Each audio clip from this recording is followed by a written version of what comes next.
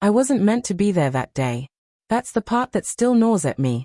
If I hadn't left work early, if I hadn't decided to grab a quick espresso at that quiet little cafe downtown, maybe I would have gone on living, blissfully ignorant of what was happening right under my nose.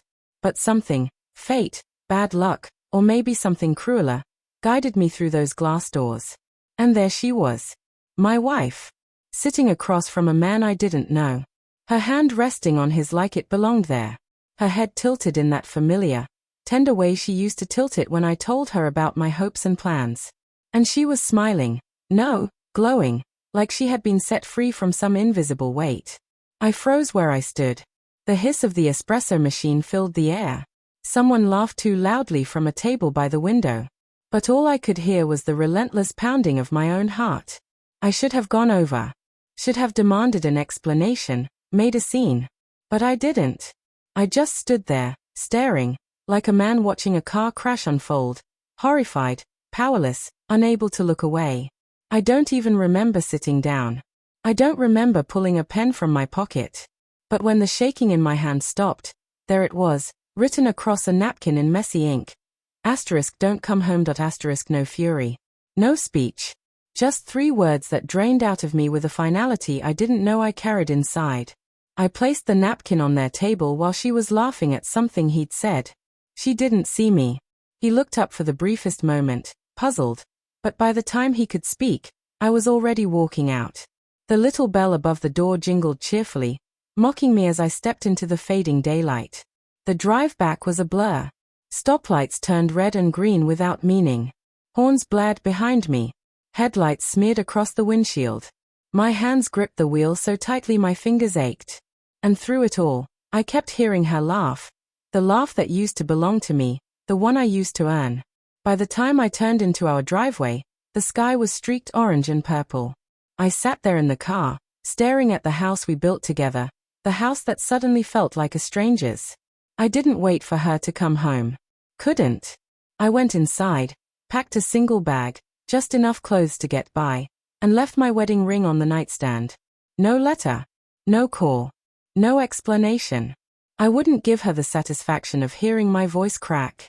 I checked into a cheap motel across town and collapsed on the bed, staring up at the stained ceiling. That's when the messages began.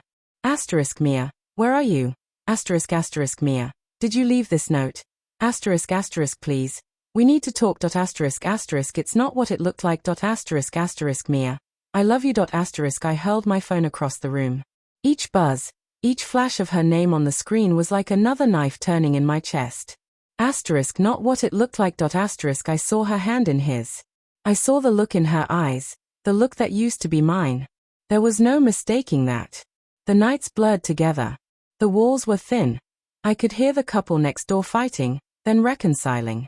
The cruel irony wasn't lost on me. Sleep never came. I just lay there, staring into the dark, replaying our entire marriage in my mind. The trips. The anniversaries. The late-night talks where she promised we'd grow old together. Were those promises ever real?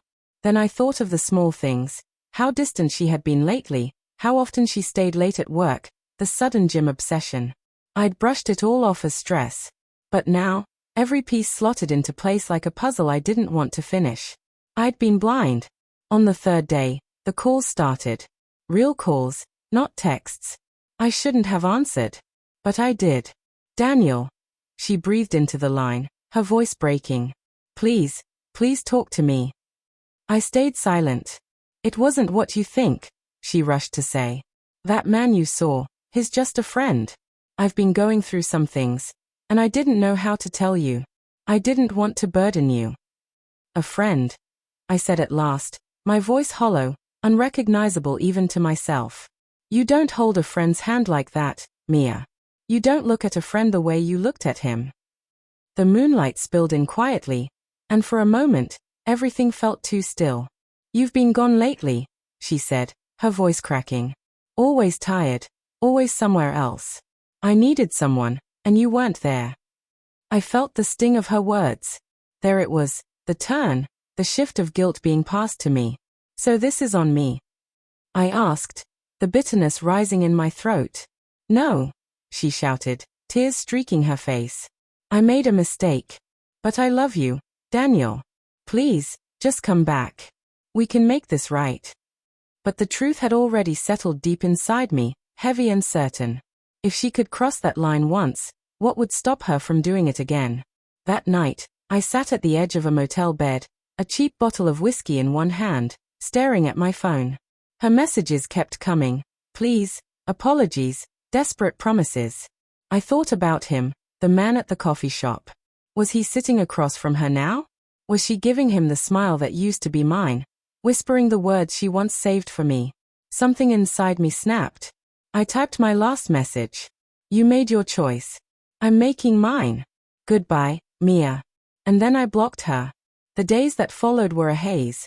Forms to sign, addresses to change, silence filling every corner. I found a small apartment near work and packed my life into boxes. Friends asked what happened. My family wanted explanations. But how do you explain that the person you trusted most left you hollow? I gave them the short version and kept the rest to myself. Mia still tried, through friends, through notes slipped under my door. I never answered. Each time I saw her handwriting, my chest felt like it was caving in. But I knew if I let her back in, I'd never stop drowning. Months passed. Then, one day, I saw her again. Not at a cafe, but in the grocery store. She looked smaller somehow, dimmed, like someone had turned down her light. Our eyes met. For a brief second, I saw the woman I used to love. She started to speak, but I turned and walked away before a word could escape her lips.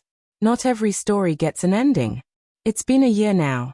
The ache is still there, but softer, like an old scar you only notice when the weather shifts. I've learned to keep moving, to carry the weight without letting it crush me. But sometimes, late at night, I still hear her laugh, the one that once belonged to me. And I wonder, when I scrawled those 3 words on that napkin, "Don't come home," was I speaking to her, or was I finally speaking to myself? Because that night, I didn't just end a marriage. I cut myself free from the ghost of a love that was already gone. And maybe that was the only way to survive.